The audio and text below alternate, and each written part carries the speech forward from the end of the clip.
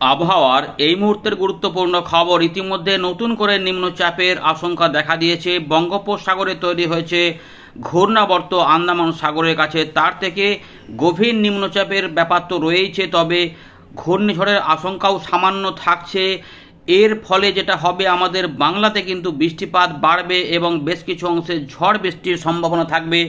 মাসের শেষের দিকে ছট পূজার পরে, ছট পূজা পর্যন্ত সম্ভবত কোনো রকমের দুর্যোগপূর্ণ আবহাওয়া পরিস্থিতি থাকবে না, এমনটাই ব্যাপার রয়েছে। এদিকে নতুন করে পশ্চিমী ঝঞ্ঝা হিমালয়ের পশ্চিম ভাগে 27শে অক্টোবর আসবে এবং যেটা পূর্ব দিকে এগিয়ে যাবে। একই সময়কালে বঙ্গোপসাগরে তৈরি হওয়া নিম্নচাপ, যেটি গভীর হতে পারে বলে এখনও পর্যন্ত বোঝা যাচ্ছে, সেটি অন্ধ্রপ্রদেশ এবং সংলগ্ন উড়িষ্যা তামিলনাড়ুর কাছে আঘাত করে দিতে পারে এবং তারপর সেটি আস্তে আস্তে কিছুটা উত্তর দিক বরাবর এগোতে থাকবে এবং জোড়া প্রভাবে বাংলায় বৃষ্টিপাত এবং ঝোড়ো হাওয়া সৃষ্টি হতে পারে।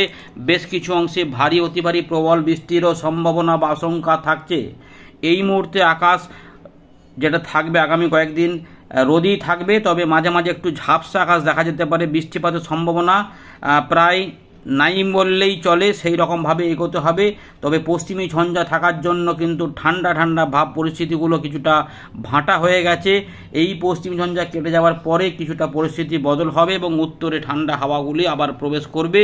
তো তার জন্য কিন্তু কিছুদিন অপেক্ষা করতে হবে, কারণ বৃষ্টিপাতের প্রকোপ থাকবে। ইতিমধ্যে বঙ্গোপসাগরের যে নিম্নচাপটা সুস্পষ্ট হয়েছিল, গভীর হতে পারেনি, সেটা ইতিমধ্যে দক্ষিণ ভারতের মধ্যে প্রবেশ করেছে স্থলভাগে তামিলনাড়ুর কাছ দিয়ে এবং সেখানে কিছুটা শক্তি ক্ষয় করেছে, আরও শক্তি ক্ষয় করবে এবং আরব সাগরে তৈরি হওয়া গভীর নিম্নচাপও কিন্তু কিছুটা শক্তি ক্ষয় করতে শুরু করে দিয়েছে। চলুন আমরা দেখে নিই আবহাওয়া দপ্তর আজ কি বলছে, তারপর আমরা এখান থেকে আবার শুরু করব। আমরা এখন আপনাদের দেখাবো আবহাওয়া দপ্তরের প্রকাশ করা ফ্রেশ আপডেট 23শে অক্টোবর সকালবেলায় যেটা প্রকাশিত হয়েছে। দক্ষিণ ভারতে তো ওই নিম্নচাপের জন্য এখন বৃষ্টিপাতটা কিছুটা রয়েছে, যেটা থাকবে 2-3 দিন এখনও পর্যন্ত। পূর্ব ভারত এবং মধ্য ভারতে কিছু কিছু পরিবর্তন আসবে, যার মধ্যে আন্দামান নিকোবর দ্বীপপুঞ্জে ইতিমধ্যে ভারী বৃষ্টিপাতের সতর্কতা জারি হয়ে গেছে বেশিরভাগ অংশে, কারণ সেখানে নতুন করে ঘূর্ণাবর্ত রয়েছে এবং সেখান থেকেই পরিবেশ আস্তে আস্তে বদল হবে, তাই ওইখানে বৃষ্টিপাত থাকবে। এর পাশাপাশি আমাদের উড়িষ্যার দিকে এবং কিছুটা মধ্যপ্রদেশ, বিদর্ভ, ছত্তিশগড়ে আগামী 5 দিনে বিক্ষিপ্তভাবে কিছু বিক্ষিপ্ত বৃষ্টিপাত থাকতে পারে। 2-1 জায়গা করে হালকা মাঝারি বৃষ্টিপাত, ভারী বৃষ্টিপাতের ব্যাপার নেই।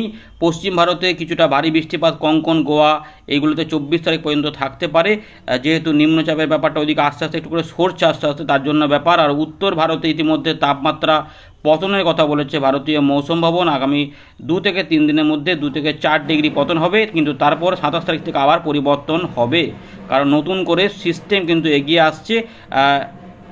এমনই ব্যাপার। ইতিমধ্যে দেখুন গভীর নিম্নচাপ, সুস্পষ্ট নিম্নচাপ আকারে বলা হয়েছে। আমরা যেটা এখানে আমরা যেটা বলবো যে একটি পশ্চিমী ঝঞ্ঝা নতুন করে হিমালয়ের পশ্চিম ভাগে 27শে অক্টোবর আঘাত হানছে এবং আমাদের এই যে দক্ষিণ আন্দামান সাগর সংলগ্ন এলাকাতে একটি আপার এয়ার সাইক্লোনিক সার্কুলেশন তৈরি হয়েছে, এখান থেকেই পরিবেশের বদল হবে। আর এই যে তামিলনাড়ু, দক্ষিণ কর্ণাটকা এইগুলোতে কিন্তু রয়েছে সুস্পষ্ট নিম্নচাপ, শক্তি ক্ষয় করে নিম্নচাপ এরিয়া এবং সেটা 24 ঘন্টার মধ্যে আরও কিন্তু কিছুটা শক্তি ক্ষয় করে কর্ণাটকার দিকে যাবে, তাই দক্ষিণ ভারতে বৃষ্টিপাত এখন জারি থাকবে। এবং যদি আপনাদের সেই ছকটা দেখাই তাহলে দেখবেন যে এই মুহূর্তে যেটা আসবে যে বৃষ্টিপাত, দেখুন এই যে ছকটা দেখে নিন, আগামী 7 দিনের ছক, যেখানে 29 তারিখ পর্যন্ত পাওয়া যাচ্ছে আমাদের গাঙ্গীয় পশ্চিমবঙ্গের দিকে অল্প স্বল্প মেঘলা মেঘলা হবে, তার জন্য এই আইসোলেটেড বৃষ্টিপাতের কথা বলা রয়েছে, কিন্তু এগুলোতে পরিবর্তন হবে ওই 28 তারিখের পর থেকে বা 28 তারিখের দিক থেকে পরিবর্তন হতে পারে। তো ছট পূজার পর্যন্ত আপাতত সেরকমভাবে কোনো দুর্যোগপূর্ণ পরিস্থিতি থাকবে না, তার মানে পুজোর আবহাওয়া পরিস্থিতিগুলো আমাদের এখানে ভালোই থাকছে। উড়িষ্যার দিকে 27, 28, 29-এ কিছুটা বৃষ্টিপাত বেড়ে যাবে, কারণ সিস্টেম আস্তে আস্তে এগিয়ে আসতে শুরু করবে ধীরে ধীরে, তাই এখানে বৃষ্টিপাত ঢুকবে এবং অন্ধ্রপ্রদেশ ওগুলোতে কিছু কিছু করে বৃষ্টিপাত আসবে। এইগুলো কিন্তু রয়েছে যে তামিলনাড়ু, পুদুচেরি এগুলোতে বৃষ্টিপাত ধীরে ধীরে বাড়বে, এগুলোতে কিন্তু রয়েছে। তো এই রয়েছে আপাতত আবহাওয়ার আপডেটটা। চলুন এবার আমরা উইন্ডে থেকে বাকি বিষয়গুলোকে দেখাবো, দেখতে থাকুন। আমরা আবারও ফেরত চলে এলাম উইন্ডির লাইভ স্ক্রিনে। তো ইতিমধ্যে দক্ষিণ ভারতীয় তার মানে সিস্টেমগুলি থাকার জন্য বৃষ্টিপাতের যে সম্ভাবনা সেগুলো রয়েছে, আর আন্দামান নিকোবর দ্বীপপুঞ্জের কাছে আমাদের দক্ষিণ আন্দামান সাগর মানে ঠিক এই জায়গাটাতে রয়েছে ঘূর্ণাবর্ত আপার এয়ার সাইক্লোনিক সার্কুলেশন, এবং যার জন্য এইখানে কিন্তু নিম্নচাপ তৈরি হবে এই সংলগ্ন দক্ষিণ বঙ্গোপসাগর সংলগ্ন এলাকাতে, এবং সেইটা কিন্তু তৈরি হলে যেটা কোন দিকে যাবে সেটা হচ্ছে যে উত্তর উত্তর পশ্চিম দিক বরাবর এই দিকে যাওয়ার সম্ভাবনা থাকবে, অর্থাৎ যে জায়গাতে দক্ষিণ পশ্চিম বঙ্গোপসাগরটা টার্গেট থাকবে এবং তার সংলগ্ন আমাদের পশ্চিম মধ্য বঙ্গোপসাগর, এরপরে সেটা উড়িষ্যার দিকে যাবে না কি হবে সেগুলো আমরা একটু বলবো। সরাসরি বাংলাতে আসবে না সিস্টেমটি তৈরি হলে। চলুন আমরা দেখাচ্ছি একে একে। প্রথমে আমরা ECMWM মডেলটা দেখাবো, যেমন আমরা দেখাই, তারপর আমরা GFS মডেলটা দেখিয়ে শেষ করব। তো দুটো মডেল দেখলে আপনারা বুঝতে পারবেন।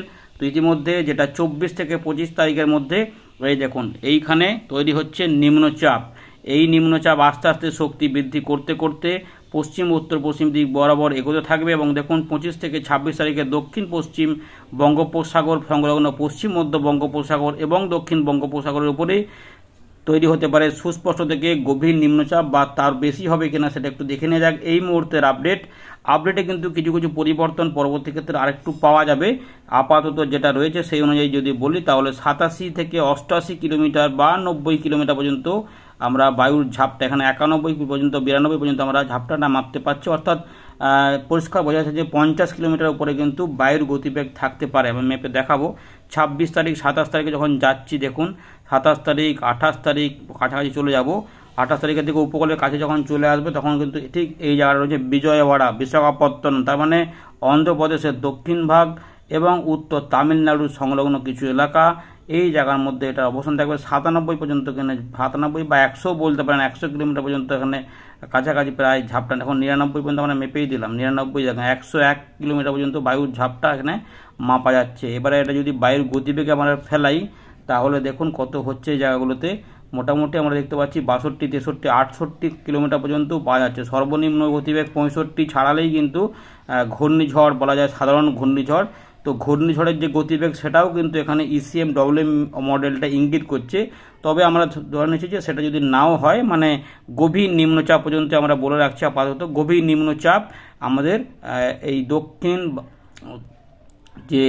দক্ষিণ অন্ধ্রপ্রদেশ এবং উত্তর তামিলনাড়ু সংলগ্ন এলাকাতে এটা প্রবেশ করে যাচ্ছে। এর ফলে আমাদের বঙ্গোপসাগরের উত্তর পশ্চিম ভাগেও কিছুটা প্রভাব দেখা যাবে, কিন্তু এটা এই দিক দিয়ে প্রবেশ হবে। এবং এই একই সময়কালে 27 তারিখে যে বলেছে যে পশ্চিমী ঝঞ্ঝা চলে আসবে, সেটা আস্তে আস্তে এদিকে সরবে। পশ্চিমী ঝঞ্ঝা পশ্চিম দিক থেকে পূর্ব দিকে যাবে। তো আর আরব সাগরেও একটা সিস্টেম এই মুহূর্তে দেখা যাচ্ছে যে হতে পারে।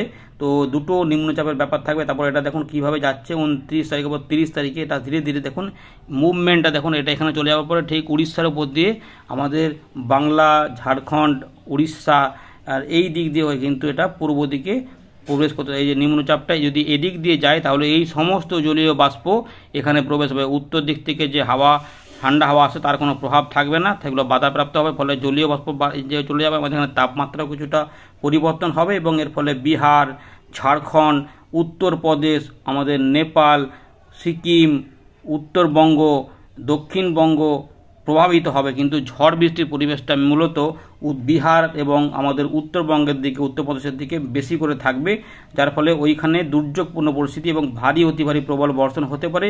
এবং এটা বাংলাদেশ সহ আসাম, মেঘালয়ের দিকগুলোতে যাবে। ত্রিপুরার দিক পর্যন্ত কিছুটা বৃষ্টিপাত 2 তারিখ পর্যন্ত সময়ের মধ্যে এখানে দিতে পারে। এইটা কিন্তু এখানে পরিষ্কার বোঝা যাচ্ছে। যদি এটা বৃষ্টিপাতে ফেলে দেখুন, এখানে কিন্তু আমরা দেখতে পাচ্ছি 2 তারিখে আসাম, মেঘালয়, বাংলাদেশের ময়মনসিংহ, সিলেট এইগুলোতে কিন্তু বৃষ্টিপাত আসে। তার আগে ভারী অতি ভারী প্রবল বর্ষণ কিন্তু আসবে। দেখতে পাচ্ছেন উত্তরবঙ্গের দিকটাতে কি ভয়ানক ব্যাপার, একদম দুর্যোগপূর্ণ পরিস্থিতি তৈরি হতে পারে। তাহলে বর্তমান পরিস্থিতিতে এটা যদি এরকমভাবে থাকে তাহলে শুধুমাত্র দক্ষিণ ভারতেই কিন্তু বৃষ্টিপাতগুলো থাকছে। এখন কোনো বৃষ্টিপাত আমাদের বাংলার জন্য নেই, বৃষ্টিপাত নেই। ঝাপসা আকাশ থাকলেও বৃষ্টিপাত সেভাবে নেই। দেখুন যদি সামান্য একটু দেখা যাচ্ছে, যেমন আমাদের বলছি 25 তারিখের দিকে একটুখানি দেখা যাচ্ছে, এই যে ইঙ্গিতগুলো দিচ্ছে এখানে হালকা হালকা মেঘলা মেঘলা ভাব, এই মেঘলা মেঘলা ভাব, ছিটে ফোটা বৃষ্টিপাত, এগুলো কিন্তু বৃষ্টিপাতের ব্যাপার ধরা যাবে না যে বিরাট একটা বৃষ্টিপাতে কিছু শান্তি দেবে, সেরকম ব্যাপার নেই। তাই কোনো চাষের উপকার হবে বা ক্ষতি হবে সেরকম কিন্তু ব্যাপার নেই। সুতরাং বৃষ্টিপাত নেই। মোটামুটি 28 তারিখ পর্যন্ত, মানে মোটামুটি ছট পুজো পর্যন্ত আমাদের বাংলাতে বৃষ্টিপাত নেই, কিন্তু অন্ধ্রপ্রদেশ, উড়িষ্যা এগুলোতে বৃষ্টিপাত চলে আসবে। এই 26 তারিখ থেকেই কিন্তু মোটামুটি 25-26 থেকেই আমাদের দক্ষিণ ভারতের আবার দুর্যোগপূর্ণ পরিস্থিতি এবং ঝোড়ো হাওয়া বৃষ্টিপাত অন্ধ্রপ্রদেশ, তামিলনাড়ুর কাছাকাছি জায়গাতে আসবে এবং সেটা ধীরে ধীরে উড়িষ্যা, ছত্তিশগড় হয়ে ঝাড়খণ্ডের দক্ষিণ ভাগের দিকে প্রবেশ করবে 28 তারিখের দিকে। সুতরাং এই উড়িষ্যা, ঝাড়খণ্ডে কিছু বৃষ্টিপাত হবে। হ্যাঁ, 28 তারিখে একটু বৃষ্টিপাতের ইঙ্গিত দিচ্ছে উপকূলবর্তী কিছু অংশে দুপুরবেলার পরে। ভালো করে দেখুন, দক্ষিণ 24 পরগনা, পূর্ব মেদিনীপুর, কলকাতা, হাওড়া, হুগলি কাছাকাছি কিছু এলাকা বৃষ্টিপাত একটু আধটু 28 তারিখের জন্য আসতে পারে, কিন্তু বেশি সময়ের জন্য নয়। দেখুন, সারাদিন সকাল থেকে কোনো ফাঁকা ফাঁকাই থাকবে, কিন্তু দুপুরবেলা থেকে সন্ধ্যের মধ্যে একটু বৃষ্টিপাত টুকটাক আসতেও পারে। আর একই সময়কালে যেহেতু পশ্চিম ঝঞ্ঝাটা 27 তারিখে আসার পর এদিকে এগিয়ে যাবে, তাই এইগুলোতে একটু করে তুষারপাতেরও ব্যাপার পাহাড়ি অঞ্চলে থাকবে। এই বিষয়গুলি ঘটছে এবং 29 তারিখের দিক থেকে কিন্তু বাংলাতে বৃষ্টিপাত ঢুকে পড়বে। এই এলাকাটা প্রভাবিত হবে। মধ্যপ্রদেশ, ছত্তিশগড়, এই নিম্নচাপ, গভীর নিম্নচাপটা আস্তে আস্তে শক্তি ক্ষয় করবে, সঙ্গে এখানে ঝোড়ো হাওয়া থাকবে এবং এগুলোতে আমাদের বিহার, ঝাড়খণ্ড, উড়িষ্যা, গাঙ্গেয় পশ্চিমবঙ্গ প্রভাবিত হবে 29 তারিখ থেকে। 29 থেকে 30 এই সময়কালটা না আমাদের এই পূর্ব ভারতটা প্রভাবিত হবে, তারপর সেটা বাংলাদেশে উত্তর পূর্ব ভারতে যাবে। কিন্তু এইটা এদিকে এগোলেও ঝাড়খণ্ড এবং তার সঙ্গে বিহার, উত্তরপ্রদেশে প্রচুর পরিমাণে বৃষ্টিপাত কিন্তু যাবে এবং আমাদের গাঙ্গেয় পশ্চিমবঙ্গে মূলত হালকা থেকে মাঝারি মানের বৃষ্টিপাত এবং কিছু কিছু অংশে বিক্ষিপ্ত ভারী বৃষ্টিপাত হতে পারে। ভালো করে দেখুন, প্রবল ভারী বর্ষণ কিন্তু দক্ষিণবঙ্গে নেই। দক্ষিণবঙ্গে ছাড়া ছাড়া বৃষ্টিপাত, কিন্তু বিহার, উত্তরপ্রদেশ এবং তার সঙ্গে আমাদের নেপাল, সিকিম, ভুটান, আমাদের দার্জিলিং, কালিম্পং, জলপাইগুড়ি, আলিপুরদুয়ার, কোচবিহার, উত্তর দিনাজপুর, দক্ষিণ দিনাজপুর, মালদা, রংপুর এবং তার সঙ্গে আসাম, মেঘালয়ে ব্যাপক বৃষ্টিপাতের একটা অ্যাটাক হবে। তাই আমাদের বীরভূম, মুর্শিদাবাদ কিছুটা বৃষ্টিপাত ভালো পেতে পারে, কিন্তু এই অংশটাতে দেখুন প্রবল পরিমাণে বৃষ্টিপাতের ইঙ্গিত। এখনও পর্যন্ত দুর্যোগ যদি বলতে হয় তাহলে উত্তরবঙ্গ এবং বাংলাদেশের রংপুর এবং আসাম, মেঘালয়ে পুরোপুরি দুর্যোগপূর্ণ পরিস্থিতি তৈরি হয়ে যেতে পারে। পরিবর্তন হলে তো জেনে যাবেন, কিন্তু আপাতত যে খবর পাওয়া যাচ্ছে এখানে এই যে জয়গাঁও রয়েছে, এই সমস্ত অংশে কিন্তু শিলিগুড়ি, জলপাইগুড়ি, হলদিবাড়ি, কোচবিহার, আলিপুরদুয়ার, এখানে দার্জিলিং, কালিম্পং সহ এখানে ধূপগুড়ি, পঞ্চগড়, বোদা, দেবীগঞ্জ, জলঢাকা, লালমনিরহাট, শীতলাকুচি, রংপুর, দিনাজপুর, গঙ্গারামপুর, এগুলোতে মালদা, এই সমস্ত কলাই, বগুড়া, আদমদিঘি এগুলোতে কিন্তু একটা ব্যাপক বৃষ্টিপাত এগুলোতে থাকবে এবং আসাম, মেঘালয় কিন্তু যাবে 1 তারিখের দিক পর্যন্ত, তারপর 2 তারিখ পর্যন্ত প্রভাব থাকবে। যাবার সময়টা আমাদের গাঙ্গেয় পশ্চিমবঙ্গে কিছু বৃষ্টিপাত এই সময়কালে কিন্তু দিয়ে যাবে। তাই পুরুলিয়া, বাঁকুড়া, ঝাড়গ্রাম সহ আমাদের বীরভূম, মুর্শিদাবাদ, পূর্ব পশ্চিম বর্ধমান, নদিয়া সমস্ত জায়গাতেই কিছু কিছু বৃষ্টিপাত, এখানে হালকা মাঝারি মাঝারি ধরনের বৃষ্টিপাত হবে, কিন্তু দুর্যোগটা থাকবে মূলত উত্তরবঙ্গ এবং বিহার এই দিকে। এই তারিখ পর্যন্ত বৃষ্টিপাতের সম্ভাবনা এটা আমাদের কিন্তু আমরা দেখিয়ে দিলাম। এই পর্যন্ত রয়েছে আপাতত ECM ডব্লিউ মডেলের আপডেট। এবার আমরা GFS মডেলটা দেখাবো আপনাদের। দেখুন GFS মডেল কি একই রকম বলছে না অন্যরকম বলছে সেটা দেখুন। তো ইতিমধ্যে আমরা আবারও চলে আসছি। দেখুন নতুন করে নিম্নচাপ বঙ্গোপসাগর ওই একই জায়গাতে GFS মডেলও কিন্তু সেরকমই দেখাচ্ছে, একবার চেক করে নিন। হ্যাঁ, GFS মডেলেই আছি। তো এখানেও কিন্তু নিম্নচাপ শক্তি বৃদ্ধি করে করে পশ্চিম উত্তর পশ্চিম দিক বরাবর এগোতে থাকছে। এর কিন্তু আর ব্যাপ্তিটা বড় দেখাচ্ছে। এটা কোন দিকে যাবে? এটা আবার দেখা যাচ্ছে যে শুধুমাত্র দক্ষিণ, এটা আবার তামিলনাড়ু নয়, এটা হচ্ছে অন্ধ্রপ্রদেশ এবং উড়িষ্যার দিকে যেতে চাইছে। বিশাখাপত্তনম থেকে উড়িষ্যা, উত্তর উড়িষ্যা হয়ে এটা গাঙ্গেয় পশ্চিমবঙ্গ হয়ে যেতে চাইছে এবং এটাও পূর্ব দিক, উত্তর পূর্ব দিক যাবে এবং এটা কিন্তু দক্ষিণ ভাগে বৃষ্টিপাত, ঝোড়ো হাওয়া তৈরি করে যেতে চাইছে। যাও এটা যদি হয় তাহলে আমরা বৃষ্টিপাতটা দেখে নিয়ে যাক যে GFS মডেল যদি হচ্ছে। এখন কিন্তু কোনো বৃষ্টিপাত দেখুন GFS মডেলেও নেই। দক্ষিণ ভারতে বৃষ্টিপাত রয়েছে, যেটা যার জন্য ওখানে নিম্নচাপ রয়েছে। আরব সাগরেও দেখবেন ওরকমই রয়েছে। বঙ্গোপসাগরের নিম্নচাপটা যেটা তৈরি হওয়ার সম্ভাবনা সেটা আস্তে আস্তে এরকমভাবে যেতে থাকে। তাহলে 26-27 তারিখের দিকে দেখা যাবে যে এখানে কিন্তু আমরা যে এটা কিন্তু এগোতে থাকবে। মোটামুটি 28 তারিখে এখানেও বলছে কিছু বৃষ্টিপাত চলে আসতে পারে। মানে 28 তারিখের দিকে এই সকালে দিয়ে কোনো বৃষ্টিপাত থাকছে না, মূলত দুপুরবেলার পর থেকে বা দুপুরবেলার দিক থেকে সন্ধ্যের মধ্যে কিছু বৃষ্টিপাত। কিন্তু এই মুহূর্তে দেখা যাচ্ছে যে দক্ষিণ ভারতে, এই দক্ষিণবঙ্গে বাংলাদেশ ও পশ্চিমবঙ্গে ব্যাপক বৃষ্টিপাত আনতেছে। কিন্তু কারণ এই আগের সিস্টেমটা এখান থেকে, মানে আগের মডেলে এখান থেকে দেখাচ্ছিল যে বিশাখাপত্তনম, বিজয়বাড়ার দিকে এই দিক দিয়ে প্রবেশ হচ্ছিলো। এটা দেখা যাচ্ছে যে উড়িষ্যার উপর দিয়ে পশ্চিমবঙ্গের কাছ দিয়ে প্রবেশ হতে চাইছে। তাই সেটা হলে তো আমাদের গাঙ্গেয় পশ্চিমবঙ্গ ভাসাবে, ভারী অতি ভারী প্রবল বর্ষণ হবে।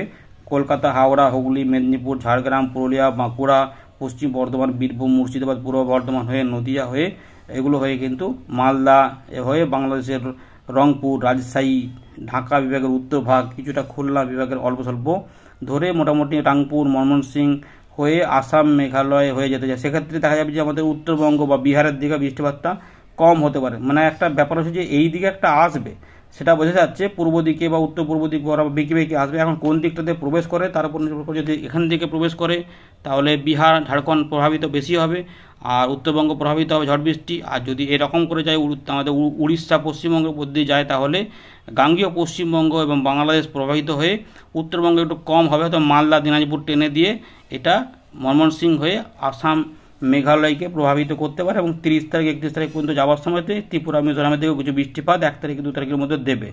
এই রকম করে রয়েছে। পরের দিকে আবার একটা এখানে ঘূর্ণাবর্ত দেখা যাচ্ছে। তো আপাতত এই রয়েছে আপডেট। ধন্যবাদ।